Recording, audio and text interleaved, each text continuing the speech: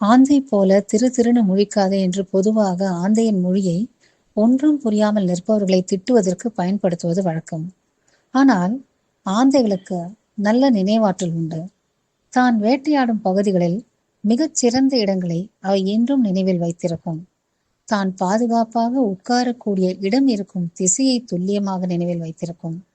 தான் வாழும் பகுதியில் ஏற்படக்கூடிய சுற்றுச்சூழல் மாற்றங்களை கவனித்து அதற்கேற்ப வினையாற்றும் திறன் ஆந்தைக்கு உண்டு.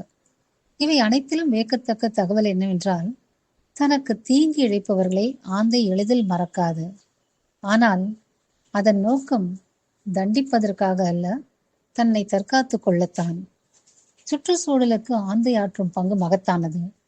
ஒரு மாதத்திற்கு நூற்றுக்கணக்கான எலிகளை ஆந்தை உண்ணும். இதனால் பயிர்கள் காப்பாற்றப்படுகின்றன மற்றும் நோய் பரவலும் தவிர்க்கப்படுகின்றன.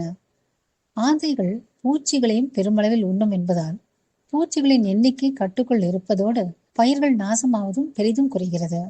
ஆனால் உலகில் உள்ள 227 ஆந்தை இனங்களில் சில அழியும் நிலையில் இருப்பதாக IUCN அறிவித்துள்ளது. வாழ்விடம் அழிந்து போதல், ரசாயன பூச்சிக்கொல்லி பயன்பாடு மற்றும் மூட நம்பிக்கைகளின் காரணமாக இன்று சில வகை ஆந்தைகளின் எண்ணிக்கை பெருமளவில் குறைந்துவிட்டது. பறவைகளை காப்போம், இயற்கையை மீட்போம்.